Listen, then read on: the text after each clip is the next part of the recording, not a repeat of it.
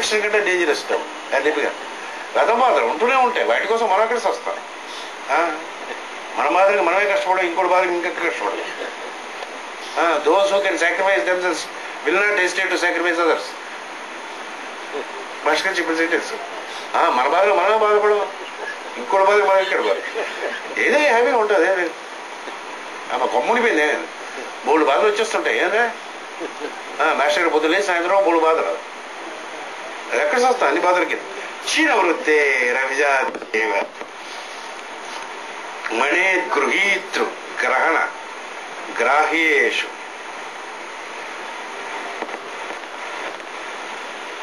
తదవలంబత సమాపత్తి. అది చిత్రం యొక్క వృత్తులన్నీ మాయము కాగా పోయే మీకు నన్ను జోకులేశాను కాబట్టి రంగులేని జాతిరత్నము వలె శుద్ధ వస్తువుగా మిగలడం. ఇలా మిగులుతారు.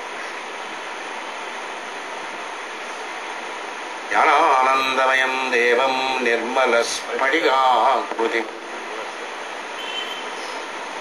రోజు రోజుకి అనక్కర్లేని చెత్త క్లీన్ చేస్తే యోగం అంటే ఏం సార్, ఏం సంపాదించుకోవడం ఏం ఉండదు సార్, మీకు ఉన్నటువంటి చెత్త క్లీన్ చేయడమే సార్. ఈ మాస్టర్స్ వీళ్ళంతా మీ యొక్క స్కావెంజర్స్ సార్. మీ చెత్త నివృత్తి చేయడం కోసం వాడు పొద్దు నుంచి they do the job of scavenging. పాకేవాడు మీ దుడ్డు ఎలాగ తుడతాడో మీ ఉండేటువంటి హాస్టల్ పేరులో మైండ్లో ఉండేటువంటి చెత్త అంతా తొడడం కోసమే కంకణం మూడుకునేటువంటి వాళ్ళనే మాస్టర్స్ అని పేరుతో పిలుస్తారు. వాళ్ళకి ఇంకేం పని ఉండదు. మీ చెత్త అంతా ఊడుస్తుంటారు రోజు.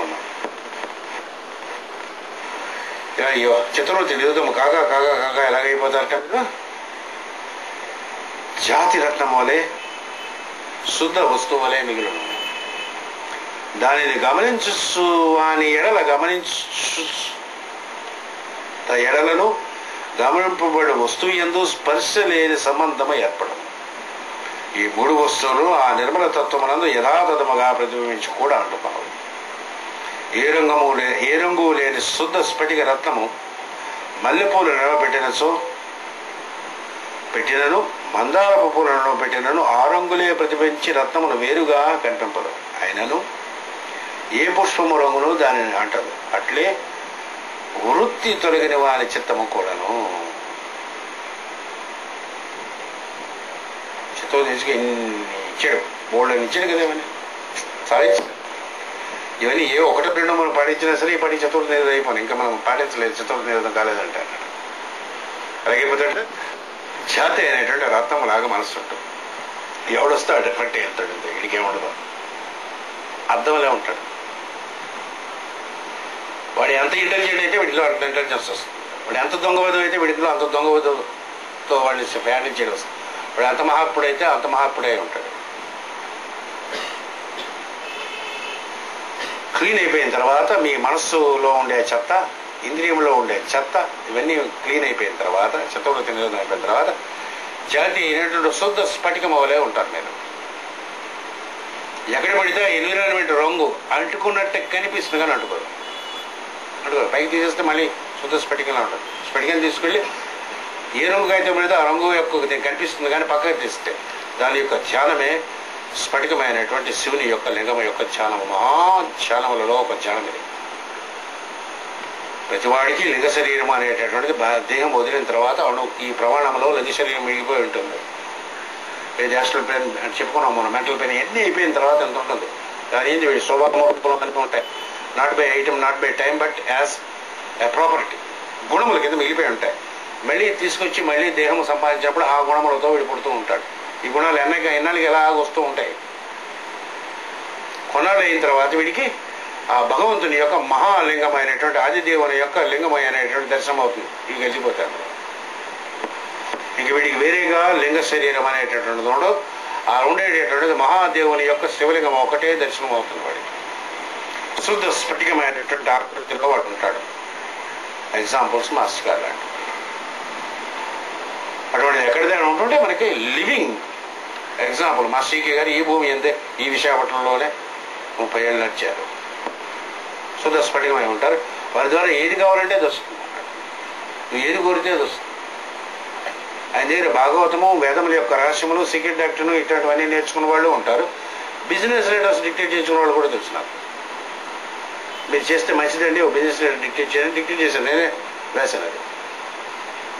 అట్లా కొట్టించుకునేవాడు లేవని అది అంతకన్నా ఇంకేం లేదు. ఆ మహాత్ముడు జ్ఞానం అనేటువంటి ఇచ్చే సమస్తం ఇవ్వడానికి రెడీగా ఉండేటప్పుడు మన బిజినెస్ ఎట్లా ఆయన చేత కొట్టించుకున్నామంటే మన పేట్ అది నాకు జగనేస్తుంది. ఉత్తరం నేనే రాశాను, డిక్టేట్ చేస్తాను నెక్స్ట్. భాగవతం యొక్క డిక్టేషన్ నేనే తీసుకున్నాను, ఈ ఉత్తరం డిక్టేషన్ నేనే తీసుకున్నాను. తీసుకున్నప్పుడు ఈడ మహానుభావుడు, ఆయనకి రెండు ఏం లేదు, అది ఒకటి ఇది ఒకటి. అదే మనకి ఇంకా మనకి చిత్తవృత్తి కాలేదు కాబట్టి వీని వాడిని వేడిగా చూడడం ఇలా చూడడం అనేటువంటి కూడా మనలో ఉంది. ఆయన రెండు ఒకటే. అభిజాత సేవ మణిర్గృహీత గ్రహణ గ్రాహ్యేషు తదన్ జనతా సమాపత్తి. చిత్తం యొక్క వృత్తులని మాయ అవడానికి కావాల్సినటువంటి అనేకమైనటువంటి విషయములు ఆయన ఇచ్చారు. ఈశ్వర పరిణామం చెందిన తర్వాత సంతోషం కలిగించేటటువంటిది ధ్యానం చేయమన్నాడు. ఇంద్రియముల గురించి ధ్యానం చేయమన్నాడు. నిద్రాకాలం గురించి ధ్యానం చేయమన్నాడు. మనల్ని ఆకర్షించేటటువంటి మంచి విషయాల గురించి ధ్యానం చేసి ఇవన్నీ చేస్తూ ఉంటే పక్క నుంచి వెళ్ళగా చిత్తవృత్తి చిత్తం మనకు లొంగడం అనేటువంటి మొదలుపడింది. చిత్తవృత్తి మెల్లగా మాయమవడం మొదలుపడింది. ఈ మాయం అనేది ఎలా తెలుస్తుంది? చిత్తవృత్తి మనలోని పనిచేయటం లేదు ఎలా తెలుస్తున్నది అని చెప్తున్నాడు. చిత్తం యొక్క వృత్తులు అన్నీ మాయము కాగా రంగులేని జాతిరత్నం వలె శుద్ధ వస్తువు వలె మిగలు. మైండ్ స్ఫటికము వలె క్లీన్గా ఉంటుంది. జ్ఞానానందమయం దేవం నిర్మలం స్ఫటిక ఆకృతి ఆధారం సర్వ విద్యానం. స్ఫటికం ఎలాగైతే ఉంటుందో అట్ట మంచి రత్నము, కాంతి కలిగినటువంటి రత్నం, పారదర్శకమైనటువంటి రత్నము, స్వచ్ఛమైనటువంటి రత్నం ఎలాగుంటుందో అలా మనిషి యొక్క మనస్సు మారిపోతుంది.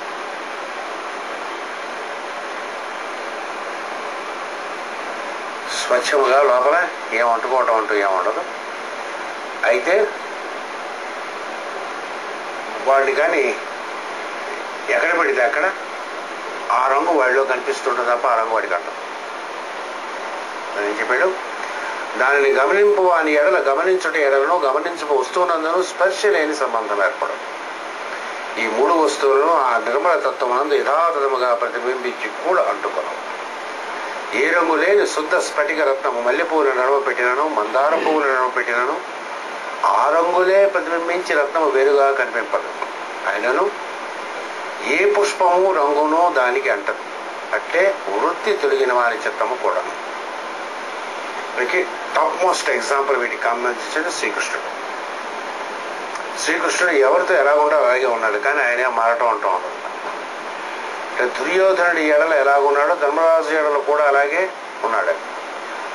కానీ ప్రవర్తన ఎడల దుర్యోధనుడు ఎలా ప్రవర్తించాడో ఈయన అలా ప్రవర్తించాడు, ధర్మరాజు ఎలా ప్రవర్తించాడో అలా ప్రవర్తించాడు. యోగం సముచిత అన్నదానికి అర్థం.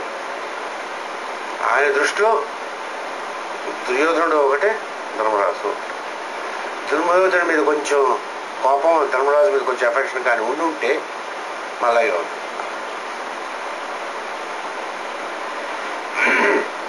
మైత్రేయాది మహర్షులు వాళ్ళు వచ్చినప్పుడు వాళ్ళలాగా ఉన్నాడు.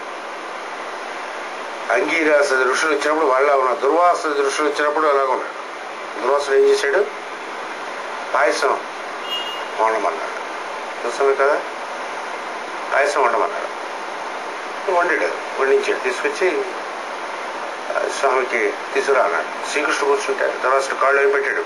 ఆయన కాళ్ళు కడిగి నెత్తిమీ నీళ్ళే పోసి శ్రీకృష్ణుడు పోసుకున్నాడు. ఎందుకంటే ఆయన మహాముని. పాయసం అంత తర్వాత మిగిలిపోయింది పాయసం. ఇది ఏం చేయమంటారు? నా ఒంటికి అన్నాడు. రాశాడు. రాసి ఆయన వెళ్ళిపోయి స్నానం చేశాడు.